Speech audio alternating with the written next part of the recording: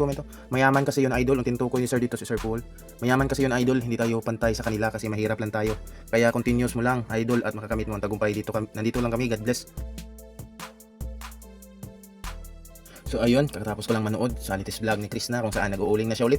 Balik uling na no. So totoo pala siguro talaga yung tampuhan nila. So walang problema dyan dahil sanay naman si Erna sa kanyang pamumuhay. At napansin ko talaga sa kanya, grabe yung bilib ko sa babaeng ito guys. Parang magkaedad lang kami pero minsan lang yung babae yung ganito talagang kita mo yung pag-uuling niya talagang walang kaarte-arte ba. Hindi talaga pakitang tao or pakitang sa kamera lang. Yung mga ganon, yung mga, di ba may mga babaeng ganon, di ba? Pag may kamera, sobrang walang kaarte-arte pero si Chris na sobrang natural, talagang game na game. Kung kulang na lang lalangoy siya sa uling halata doon sa paghawak niya ng pala. Talagang sanay na sanay. So dito may mga napansin akong comment no na marami din talagang nagmamahal kay Chris na sa kabila ng issue ngayon. Ayun nga, maraming nagbash pero marami din ang sumusuporta pa rin sa kanya, nagmotivate na tuloy lang. Nag-vlog pa rin siya kahit nandyan na siya sa bahay nila, no? Tulad ng comment niya no. Ayun kay sir, meron din comment. Mayaman kasi yun idol, ang tinutukoy ni sir dito si Sir Paul. Mayaman kasi yun idol, hindi tayo pantay sa kanila kasi mahirap lang tayo. Kaya continuous mo lang idol at makakamit mo ang tagumpay dito. Nandito lang kami, God bless. So sinangayunan man ito ni ma'am. Kaya nga, parang lahat na lang si Paul ang magdesisyon kay Chris na. Palibhasa siya ang may pera. Nako Chris na, huwag ka na bumalik kasi binabais si Sir Paul. At yung bunganga niya, ayaw yan magpatalo, higit pa yan sa babae magsalita. Hindi yan tunay na lalaki. Isipin ko, kalalaking tao nag-live agad. Puro na lang pera na sa utak. Gusto may manood agad sa live niya.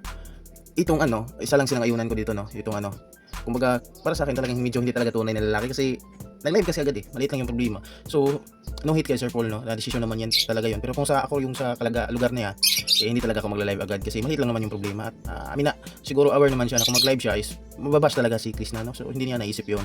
So, sana inayos na lang off cam. Ayun kay mama. Good morning Chris na. Think many times before you go back to PB House. Kumbaga isipin daw ni Chris na ng maraming beses bago ito bumalik sa PB House.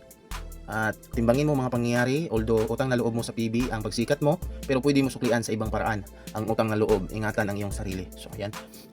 Ay, may nag-reply sa comment na ito. Pareho lang sila, may utang na loob sa isa't isa. Nakailang videos na si Pugong Behero kay Chris na mayroong million views. Sinangayunan naman ito ni ma'am. Tama ka dyan, kumita sila kay Chris na. Ito din si ma'am, ayon din. Yes, tama po yun. Malaki views nila nung dumating si Chris na. Ang gawin nilang Chris na, halimbawa kung bumalik man siya sa PB House, huwag na siya magtiwala sa ibang PB boys. Pinabayaan nga siya ang dapat niya gawin kay Sir Paul na lang siya palagi dumikit. Kung nasaan si Sir, doon siya. Tama. Sana lang wag ka nang i-content ng PB team kung pagkakitaan ka rin lang. Di naman pala sila sincere sa'yo. Aside from Toots TV at Mastering Ring, silang dalawa ang nakakitaan ko ng malasakit sa'yo, no? Si Sir Toots at si Mastering Ring lang yun, yung nakitaan lang ni ma'am ng may good intention kay Chris na. So, sinangayunan naman to ni ma'am, correct. At kung hindi man nag-live si Sir Paul, di naman malaman ng buong mundo. Sana kinausap na lang si Chris na at tinatawad nila. Okay na sana, hindi yung pinauwi pa nila si Chris na. Hindi pala sincere ang pakikitungo sa iyo ng ibang PB team. Huwag ka na masyadong magtiwala sa isang tao agad-agad. Kaya pala nung nagsabi si PG or Pugong Behero sa iyo na mahal ka niya, ang sabi mo party ng teleserye, huwag ka na bumalik sa PB House para di ka na maging komportable sa mga PB team. Diyan ka na lang sa inyo kasama mo ang pamilya mo at mag-vlog ka lagi. Kung makapag-aral ka, gawin mo, iba kasi yon, may natapos ang isang tao. Hanga ako sa iyo maging matatag ka at laging mag-pray na matupad mo ang pangarap mo sa pamilya mo. Oo, pwede talaga yon na hindi naman may utang na loob talaga si Chris na, pero may napala din naman si Chris Paul sa Chris na. Kaya okay lang naman kung kumbaga pabalikin ni Sir Paul si Chris na dun sa PB House at ayaw ni Chris na, okay lang naman dahil na give and take lang sila at mas mabubuti din talaga siguro guys. Sa bagay maraming malulungkot no yung mga solid ng Chris Pao, pero mas ng isip ni Chris na kasi si Chris na parang nalilito pa sa kung feelings ni Sir Paul kung content pa ba o totohanan. Di ba parang in between ba? So pwede naman na mag-vlog talaga si Chris na totally sa YouTube kahit nasa bahay lang siya. Marami nang subaybay sa kanya no. Hindi naman, pero dahil lahat yan kay Sir Paul. So, nilang niya, gampanan na lang yan ng mabuti, no? Marami pa rin manonood sa kanya, guys. Kahit hindi na siya bumalik sa PB House, kahit yung pag-uuling niya, yung daily content niya, yung mga pangyayari niya sa buhay, yung mga ginagawa niya araw-araw, i-vlog niya. So, di ba? Marami pa rin talagang online talagang YouTube channel niya. Lalo na si Chris na is magaling talaga may salita at nakakatawa din, masaya panoorin. Pero desisyon nila yan. Pero mas maganda sana para para ma-protect niya yung mental health niya. May nag-away dito sa comment guys oh. Ayon kasi ni mama, pinaglaruan lang yung damdamin mo. At yung mga kuya mo naman, nakababayan mo, pinabayaan ka din. Mas papabura nila si Pugong dahil doon sila kumikita. Kumbaga ang tinutukoy na dito is kababayan is mga taga Davao na member ng PBTM, pinabayaan din daw si Chris na no. Ayun, sinagot ni ma'am, may sumagot. Tama na yung kakabash nyo, dapat din na pinapag-usapan yan. Paano makalimot si Chris na sa nangyari kung ganyan lagi i-comment nyo? Wala naman kayong alam, puro kayo bash. Tama, tigilan nyo ang mga sinasabing ganyan. Tahimik na nga, pinapaulit-ulit pa. Kung totoong concern kayo kay Chris na, payuhan siya ng makatulong. Di yung pag-iisipin nyo pa siya na kung ano-ano. Siya lang nakakaalam niyan about sa mga tao na kasama niya. Huwag nyo i-bash yung mga taong wala naman kayo doon para masabing wala silang kwenta. At wala kayong alam, lalo nyo pinapalala imbis okay na si Chris na. Parang hindi naman po pambabash yung ganyang salita. Imbis humiling sa Diyos na para bumuti damdamin ng isang tao ay baka lalo lang bibigat ang loob ng taong pinatutungkulan nila ng ganyang mga words. Yung iba sinasadya nila siguro pang joke para lumikha lalo ng hindi pagkakaunawaan. Galit ang Diyos sa ganyang mga tao nang gagatong kahit walang kalan. Ang lalim Ay ni mama, alam mo be, mabubuhay ka na kahit di ka na babalik sa PB House. Nabuhay ka nga noon, ngayon pa ba? Basta sipagan lang mag-vlog. Pero pasalamat ka pa rin sa kanila kasi tinulungan ka matuto mag-vlog.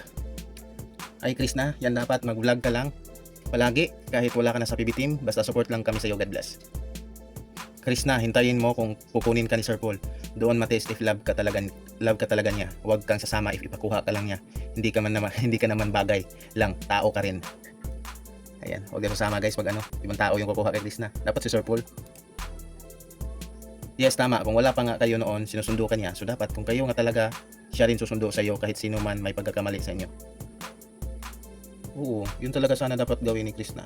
Kung may nagsabi sa yung balik na sa PB House, huwag siyang pumunta doon pag yun yung mga ibig sabihin ng mga comment na to guys, na wag daw pupunta si Chris na sa PB House kung hindi susunduin ni Sir Paul kasi nga doon daw noon na hindi pa sila is lagi sinusundo ni Sir Paul. So kung totoong love daw ni Sir Paul si Chris na, so siya yung susundo. Silent viewer lang ako, but this time mag-comment ako. Maganda si Chris na. Well, tinutulungan nga siya, but napunta sa love team. Then nagkatotoo sila. Totoo ba talaga? Or ginamit lang ang pagka-inosente ni Chris na? Iba ang kinalakihan ni Chris na. Ang mundo niya hindi sanay sa tao. Naaawa ko sa kanya. May pangarap para sa pamilya. As far as I remember, sa interview with Sir Paul ni Jason, tinanong ni Jason if ano ba ang nagustuhan ni Pugong Bihero kay Chris na. Sagot ni Paul, wala daw siya may nagustuhan kay Chris na. So ano ang ibig sabihin niyan? Paul really loves Chris na. Kahit ano man ang pagkatao ni Chris na, tanggapin niya yon. Forgiveness and understanding is the key. Tama nga si Dong TV. If mahal mo ang tao, dapat ipaglaban mo. So sa kanila naman ni Chris na, and Dong TV ba talaga ang sa kanila naman ni Chris na at Dong TV, ano ba talaga nangyari? It's too much is it too much betrayal ba or just for content only? As my advice, Chris na knows your worth. You're still young. This will be lesson for you. Don't think too much. Enjoy life. You're pretty and continue to be a good daughter to your family and God bless you. Sa totoo lang, simulat sa pool, halata naman for the content lang, for the love team kasi mataas views nila kaya sinakyan nilang viewers. Alam naman natin ang mundo ng social media, maraming scripted. Tama, ang word lang kasi. Nung una, binalik-balikan, pinagpaalam sa mga magulang. But why sa isang kisap mata lahat ng sweetness, happiness biglang naglaho? Ipinahatid na lang, kahit pa sabihin gusto umuwi ni girl, edi sana inihatid rin sa mga magulang at sana rin sinabi na uwi na si girl for respect for the parent. Ah yes, totoo. Hindi pala si Sir Paul yung naghatid kay Chris man dun sa magulang niya yung pag-uwi. Ayun naku, nasa Paul mo, Day, may tama ka. Be a man, sabi nga. So pinahatid lang. Ang sabi ni ma'am nung una is binalik-balikan pa ni Sir Paul. Pero ngayong nagka-problema, pinahatid na lang. Aray ko.